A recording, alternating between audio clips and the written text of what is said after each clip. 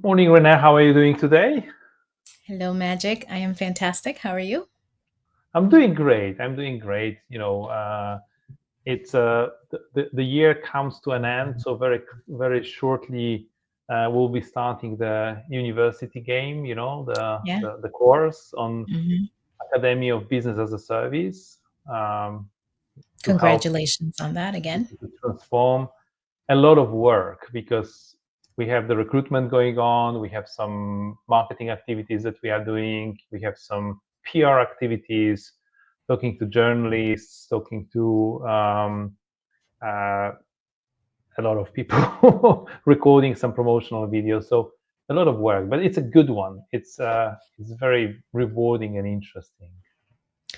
Well, and I think it fits so perfectly with our topic today. First of all, for our viewers that haven't joined us before, today we're really going to talk about once you are have transitioned out of your old badge, how do you make a successful transition, and what are some practical tips to go from enterprise to entrepreneur? And Magic is talking a little bit about one of those things that he's been able to move to, which is this course and this work with the university in Poland. Hopefully, you guys have been following him on LinkedIn and you've seen all the great things about that. Um, so it'll be interesting. I think Look, look, Magic and I have very. look, Mhm, look at me, right? I'm smiling, I'm fully energetic and everything. You guys can be the same the moment you have the purpose again. mhm, Yeah. mhm, I mhm, and the best way to transition is to kind of set up some kind of a baseline or some foundation to even build your purpose, your new mhm, purpose. And I think today we wanted to talk with Renee two different paths because she had a slightly different approach. I had a slightly different approach, but we both were kind of trying to land at the same or mhm. similar spot. Okay, so we'll tell you today about our experience. Um, Moving from enterprise to entrepreneur, Mhm. if you will. Yes. Yes. But please make sure you like, subscribe, and share. And And you feel free to comment, whether it's on LinkedIn or on the YouTube channel. Reach out to us, and we'll be happy to continue to answer your questions and engage. All right. so, speaking about sharing, I'm just sharing my Mm-hmm. screen. Yep. I prepared a couple of slides or a couple of topics to guide our conversation. And I want to start with this, Renee, because I just want to make sure that we spend enough time on this. The fact that you are leaving an organization, it doesn't stop and it doesn't diminish or raise what you have done and what you know. Mm-hmm. You carry a lot of value, Mm-hmm. expertise. You might not appreciate how much expertise and experience and knowledge you have. Especially, like there are many corporations that are extremely well established. They have great processes, great ideas, great ways of doing established ways of doing things that would be a perfect opportunity or a perfect you know blueprint for maybe some smaller organizations to follow. Yeah, it's very interesting, right? As we look at this now, um, from from a distance, because now we've been separated from our corporate personas for a little bit over 2 years. Actually, for me, it was 2 years a few days ago on the 18th. And what it reminds me of, and the way that I now look at some of the corporate organizations, it's almost like if they were venture capitalists. They have the infrastructure, they have the marketing machine, the IT systems, they have all of that infrastructure, and you as a contributor don't have to worry about that. You get your paycheck every 2 weeks, and then but then you are freed up to really your contribute and or build, depending on where you are in your career, your knowledge, expertise, and that then allows you to really kind of fully commit and express and explore these different projects and avenues. And that changes quite a bit when you go from the enterprise to the entrepreneur. And I think some people are just not prepared for that. And they take things for granted, like some of the basic things that we'll cover in a little bit. But to your point, right, is separate that from the value of you. You're But still valuable. even Renee, I would say, even for things that you were not an expert in, Mhm. because you've been leveraging that infrastructure, that support system, you know what to expect, and you Mhm. know how it works, and you know what works well and what doesn't work well. Yeah. I give you an example, okay? I'm not an HR specialist by no extension, okay? Mhm. But I know what were some of the good things that our corporation did instead in terms of establishing a certain support system. For example, I really appreciated the fact that we had the voice of the workforce, like a annual survey of the employees. Maybe not every company is doing Right. that. Mhm. Okay, Mhm. so I kind of expected that I would, if I would go to another, if I would have another organization or work, be part of another organization, I would expect, or if I would advise another organization, I would expect that there is an annual survey, and I would expect the survey to look certain way, because I would assume that HP went through many years of iterations and errors and mistakes. So I think it's both in your own domain, you are probably an expert, but you could also, be a great contributor in the areas that were not your, kind of a domain expertise.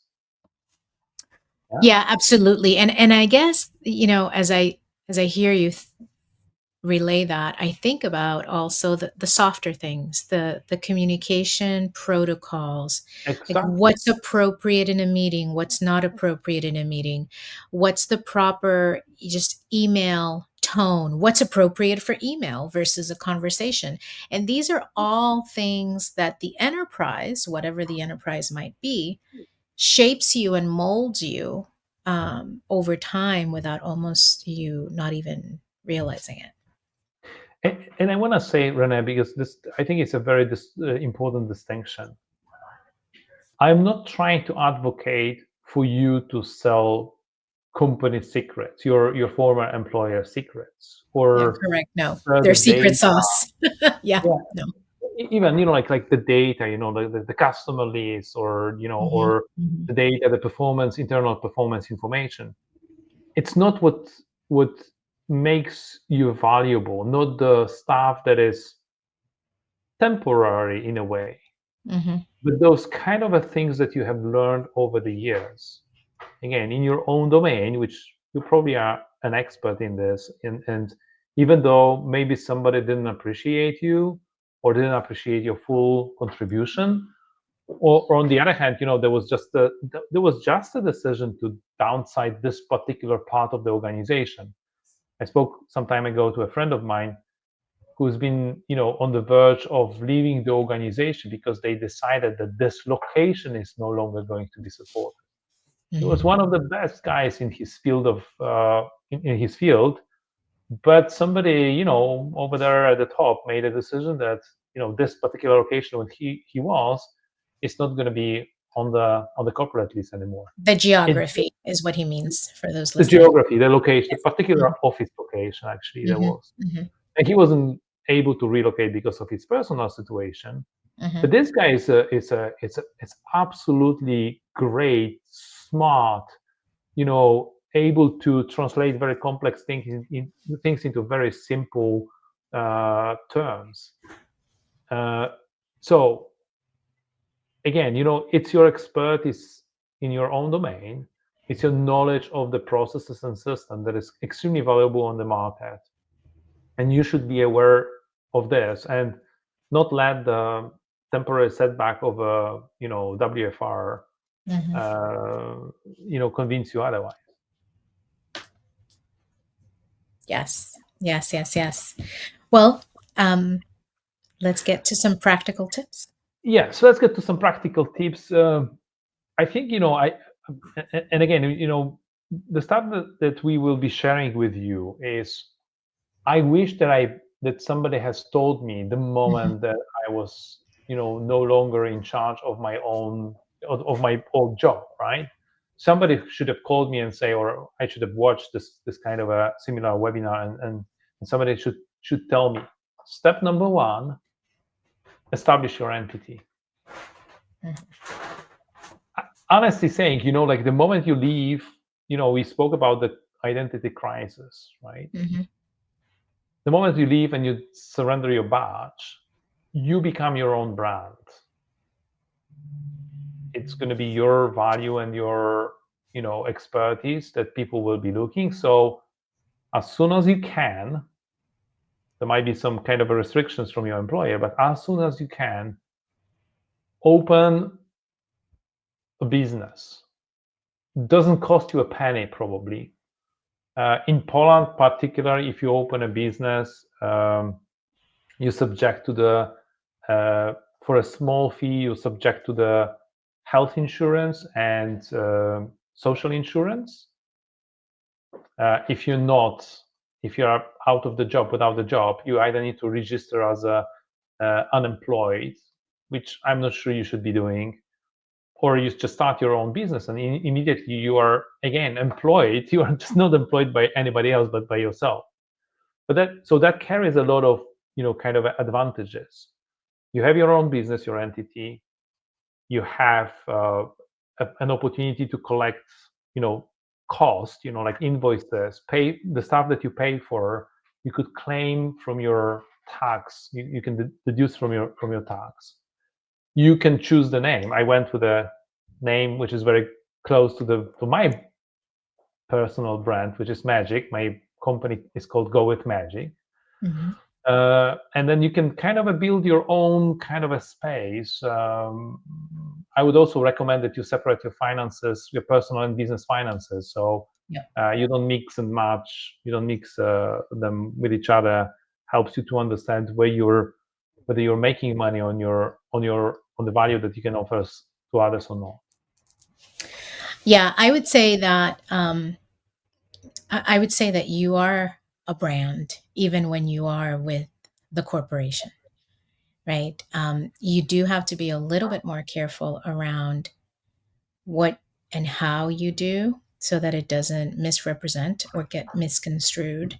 You have to use maybe some disclaimers like, these thoughts or these points of views are solely you know, mine, not the company's. Um, and what I'll say is, and this is where Magic and I are a little bit different. I had my own businesses back starting in 2012. I didn't separate um, from the company until 2022. Um, I started with my tea business as that being a completely separate business. But I also had Clean Canvas Consulting 4 years before my enterprise separation. Now, was I actively doing certain things under Clean Canvas Consulting? No, but I wanted to secure the domain name. I wanted to secure certain things before someone else, right, maybe secured that particular name and I couldn't use it anymore. So there's certain things that also are very different state to state. I had lived in different states across the US, Georgia versus New Hampshire versus Florida. And, New Hampshire was super easy. I think at the time it was like, I don't know, $97. Whereas, Florida, a little bit more involved, $115. So the difference wasn't insane, right? But some of those things are different in the US state to state. And you have to be mindful of that. Separating your finances, super critical. I did that very early on. Also, separating your IT infrastructure to a certain extent, right? Oh Um, yeah, yeah. yeah, yeah. But what I'm trying to say is, you had your kind of a business established before. Mhm. Mhm. Um, that's a smart way of preparing your exit strategy.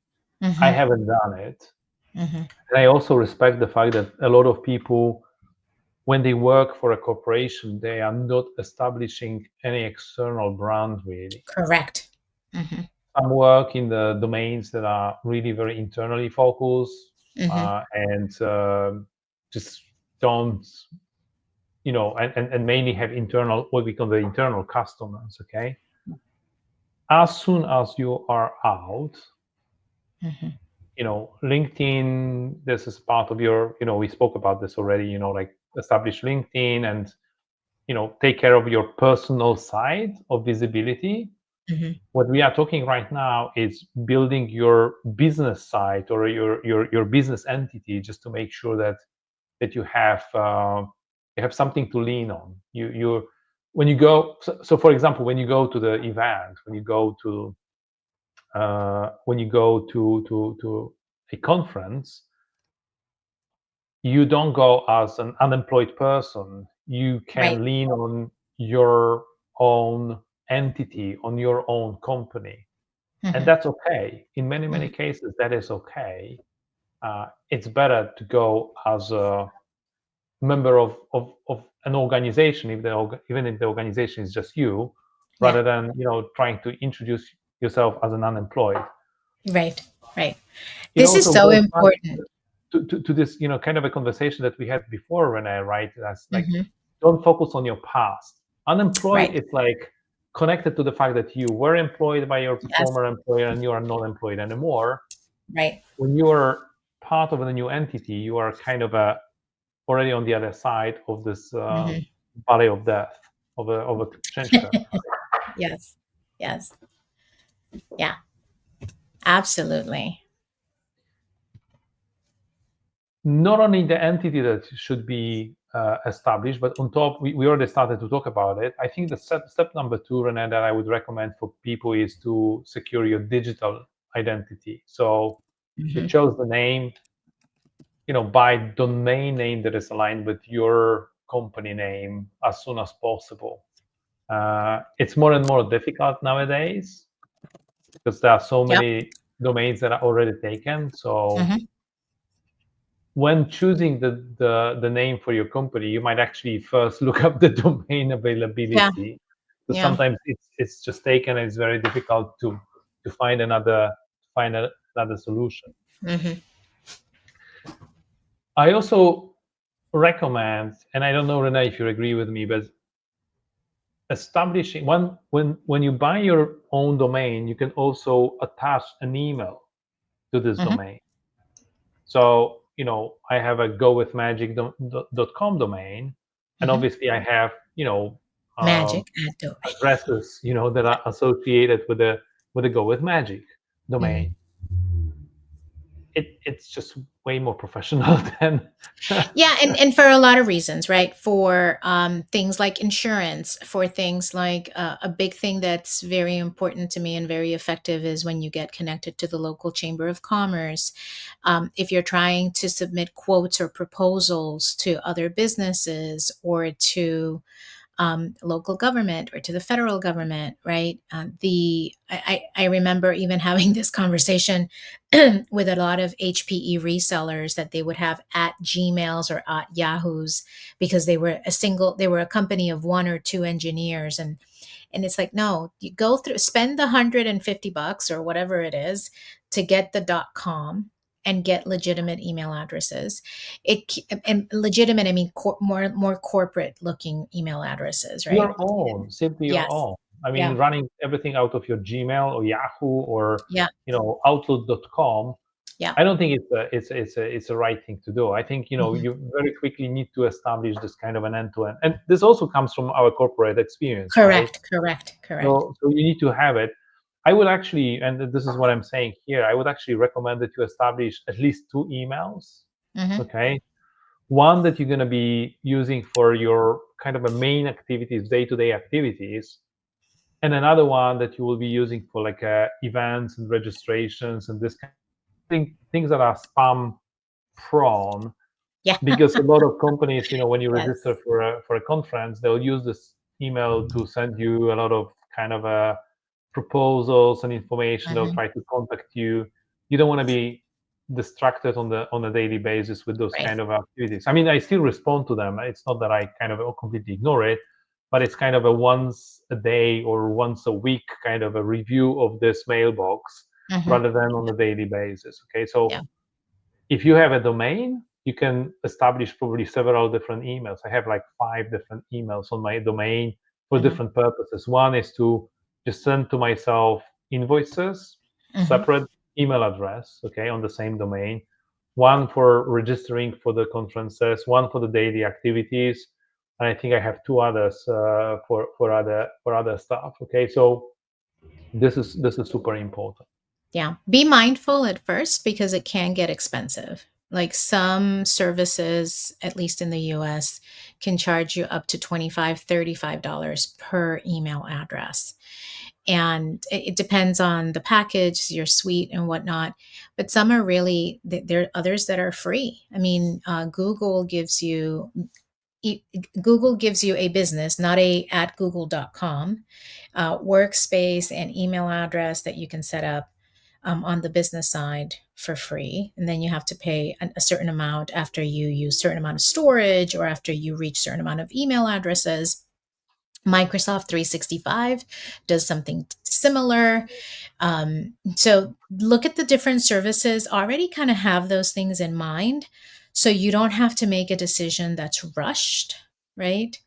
Um, One it's, correction, Renee. mhm, Actually, Microsoft has a really cool function, mhm, which is you buy one license mhm, and you have your main email address, but then you can establish as many as you want, so-called shared mailboxes.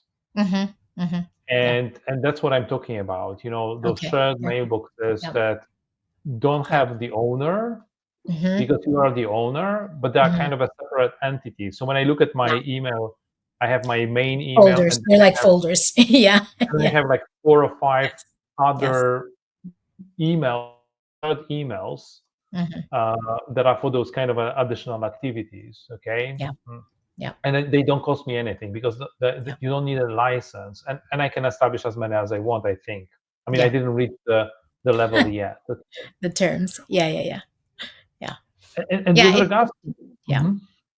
Go Go ahead. Go ahead. ahead. So with regards to Google and Microsoft, I have one more recommendation. I think if you've been Mhm. using in your company Google, I would just stick with that. If you've been using Microsoft, I think it's better to stick with that. Yeah. I think the moment you're separating from a company, I don't think it's the best moment to learn another system, to be honest. Yes. Yes. Yeah. I Now, what I tried will say, both. uh-huh. Yeah. Yeah. What I will say is I have now across 2 years worked and consulted with multiple, with a variety of entities. And you have to learn it. What I'll tell you is the prevalence in the US is at least 3 platforms that people use a lot. They're Mhm, either on Teams or Google. So you mhm. should be familiar with both. Like I was very familiar with Teams, not so familiar with Google. Um, and I was like, oh, I'll just learn the one. But really over time, I had to learn them both because I was consulting and within the environments of companies that had both, that had either or. So I, as the consultant, it is my job to adapt to their system, not the other way around.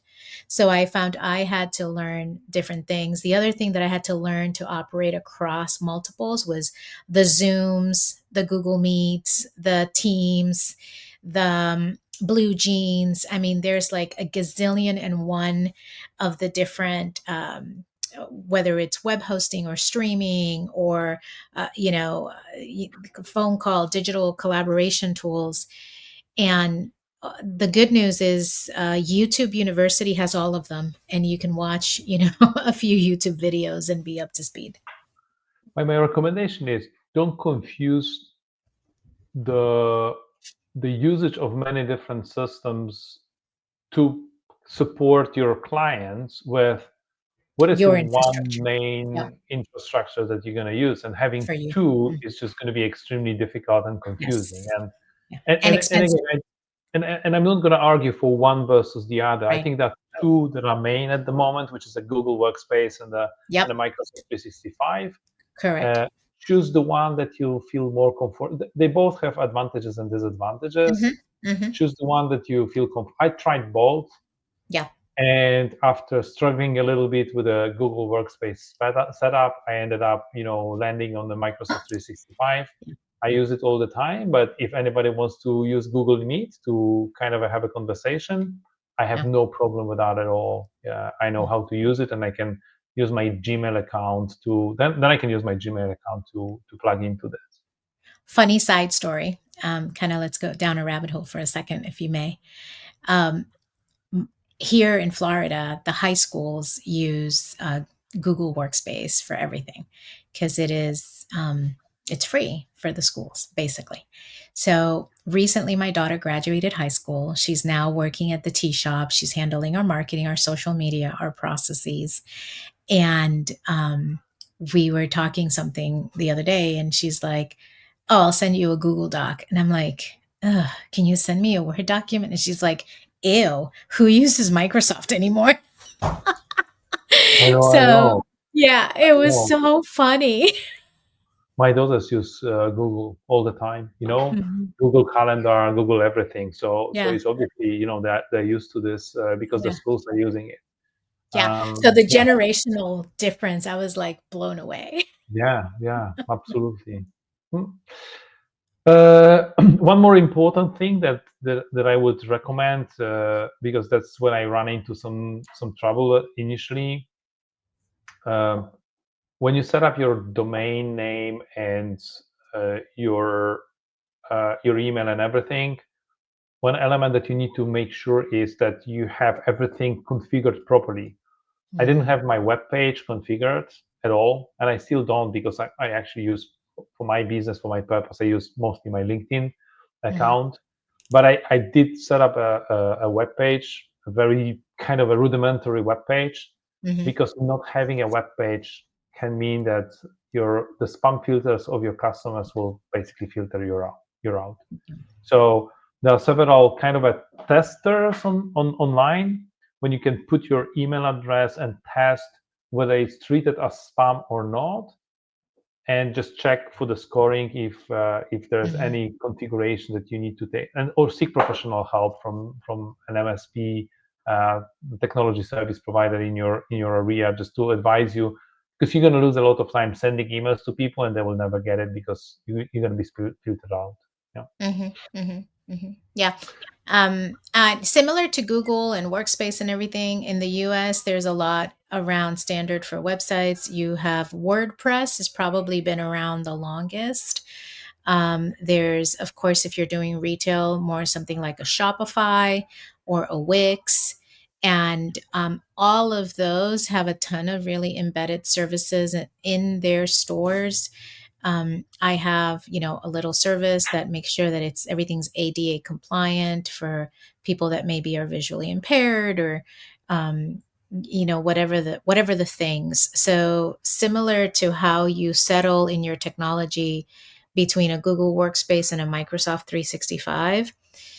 Try and select a provider for your platform pretty early on because you're going to invest a lot of time and energy, even if it's a little bit of time. I have a retail storefront, so I spend maybe a little bit more time on the tea shop side.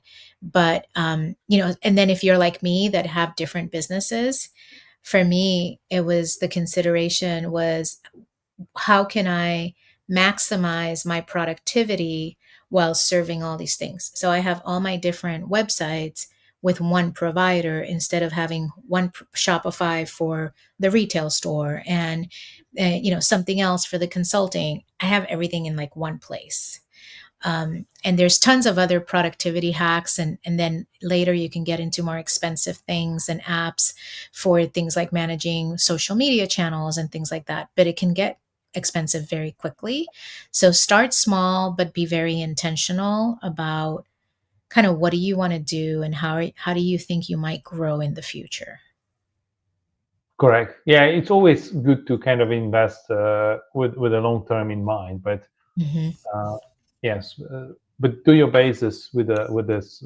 I mean, don't put off some of those decisions. They need to be taken very quickly before you start diving into stuff. Because I had a lot of distraction because I didn't set up my stuff properly. I Hmm. had to go back and rework it.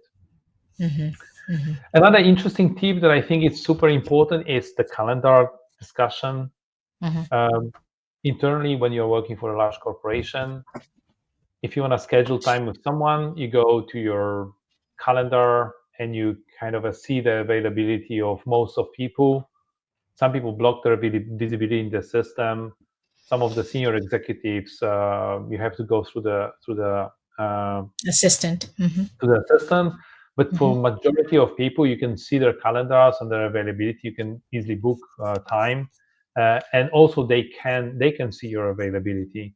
The moment you leave the organization, your calendar becomes the walled garden. And the good news is that there are tools out there that will enable you to share it like you've done it in your corporate world. Hmm. Um, I think Microsoft has a concept called Hmm. bookings. Google is also allowing to publish your availability externally. I recommend using a third-party product. I'm using Calendly for the Hmm. reason that Renee mentioned earlier on, because you can not only connect multiple different calendars, like my personal account on Google and my personal calendar on Google and my corporate account on gowithmagic.com. Uh, so it will show your true availability across all of your calendars, and it's extremely flexible. You can set up several different ways of sharing your calendar. I have like a half an hour. I send people a link for half an Hmm. hour. I send them a link for an hour meeting with me. They can pick and choose whatever they want time on my calendar and connect with me, choosing either a Google or Teams or Zoom or whatever it's or just calling me directly. Yeah, very very very useful. Yeah, I think we're going to get, if I recall correctly, we'll talk about how you get paid. So we'll talk about, because there's apps for that as well. But the reason I bring this up now is, for example, in my case, I have an app that I used to have Calendly, and I stopped using it because I found an app where I can do my proposals, my invoices, my calendar, and my basically financial P&L statements and income statements and so forth in one application. So at the beginning, you'll have a little bit of trial and error. And then over time, you might find um, applications that allow you to integrate multiple things. And remember, because if you're a small business, you have to find the thing that allows you to be the most efficient. And so some of these tools, you don't want to be managing, because I found myself at a time where I was managing like 5 or 6 different things, and I was like, oh, this is insane. So almost like clean sheet, do a piece of paper. What do I need to do in terms of my sales process? Oh yes, I have to write a proposal. I might need a contract. I might need to invoice. I might need to book time on the calendar. Oh, I might want to track my opportunities and sales leads and my pipeline. So all of those things are going to technically apply independent of what you kind of choose to do. So just some tips around, some of those things. And you see how beautifully Renee described her experience from the corporate world, how the Mhm. things that she learned there she Mhm. translated into her small business Yep. experience, right? The pipeline management, the calendar management. She knew what to expect from Yep. the system. She could choose the right application. Yep. For me, I think Calendly was giving me one more opportunity, which is to set up something to charge for setting up a meeting with me. And this is the final kind of a step that I have in my mind for today. Remember, your knowledge is really valuable. Again, it could be conscious or subconscious in your domain, or things that you just know because you've been using them and you've been part of the really smart organization. And this knowledge is valuable. And unfortunately, once you leave the organization, there will be many people that will be trying to take advantage of your knowledge, like Mm-hmm. learn. Mm-hmm. And I came across two type of connections in the last 2 years. There were people that were genuine collaborators. Okay, they would come to me and say like, "Hey, Magic, I see that you left HPE. I would like to help you. Here's the kind of a recommendation, advice. Could you give me an advice on how would you see things that I do?" Okay, and we would kind of exchange ideas, and they would help me with something, I would help them with something. It would be kind of a mutual benefit. Mm-hmm. But I need to say that you will encounter also people that just want to take advantage of your knowledge because they know that you're not maybe not busy and probably a little bit desperate to connect with people. And Mm-hmm. I came across a number of people that were basically fishing for information and fishing for data and fishing for knowledge without willing to offer anything in return. And that's why, I would say one thing that helped me a lot was to establish in Calendly a special meeting for this kind of a purpose, which is a paid meeting. Mm-hmm. And when I sense that somebody is basically fishing for information and not really, kind of trying to take advantage of me and not really offer anything in return, I offer them this link to Mm-hmm. schedule time with me, and it's been extremely valuable for a number of reasons, because it will filter out all the kind of people that are not very serious about collaboration with you.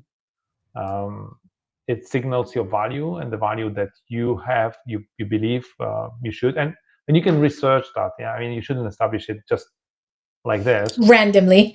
randomly. Yes. Literally, I have put $300 out there because I've asked around, and people with my seniority and tenure with the size of the organization and the business that I manage, this is what they charge. So I just use their advice on how much I should put out there. You might be more specialized individual contributor, or maybe your kind of a rate is going to be lower. You might be a senior vice president and your rate will be higher. But I think it's a very good, kind of do the research and establish that.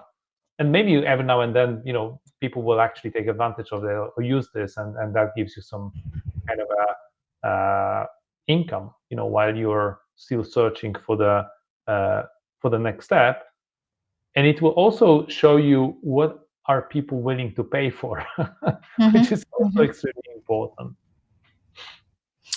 Yeah, I recommend, right, when you're trying to figure out your value, your or your price point, or whatever your rate might be, take into account. For those of you who follow me and know me for a long time, I love my threes. I love everything in threes.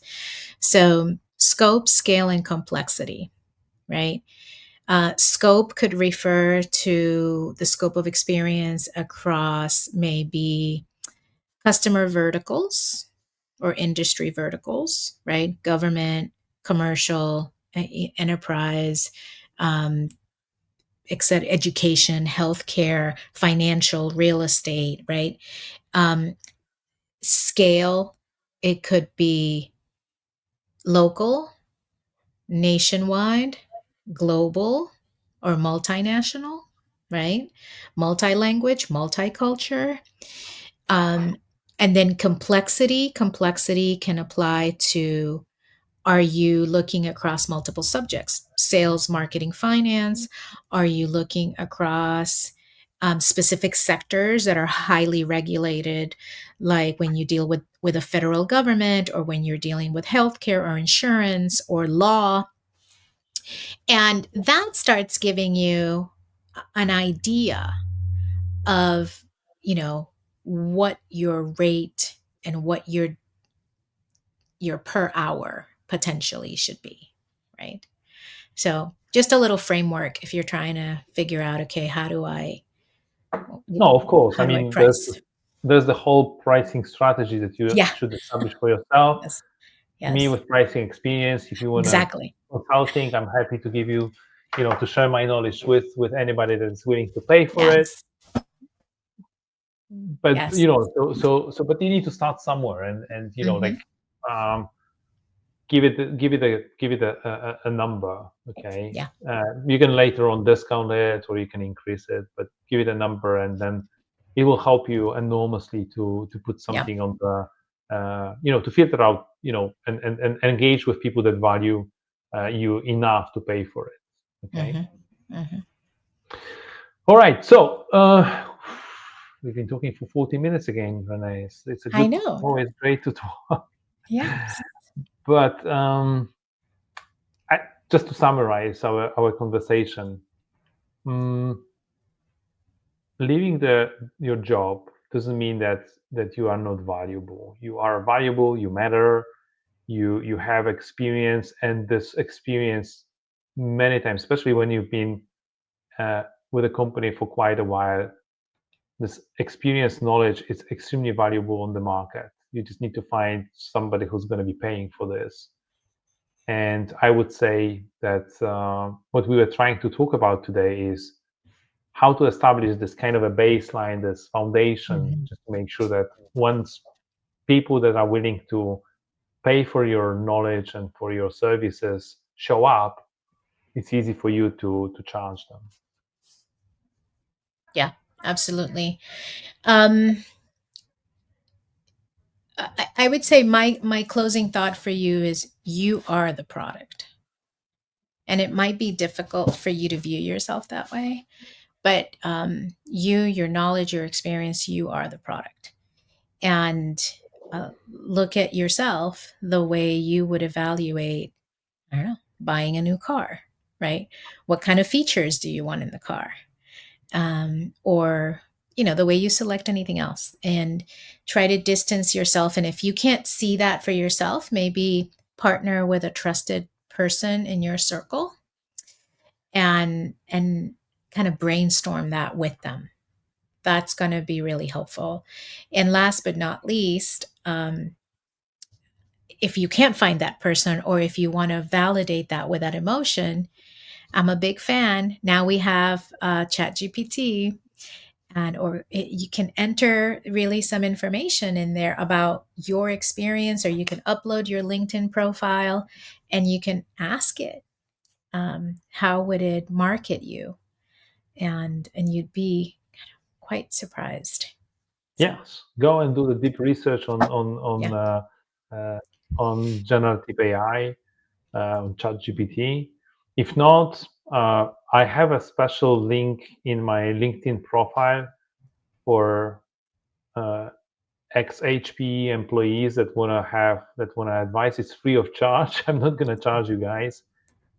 Connect with me, and if you're not ex-HP, then there's just DM me, and we on LinkedIn, and we can probably establish some kind of a initial conversation.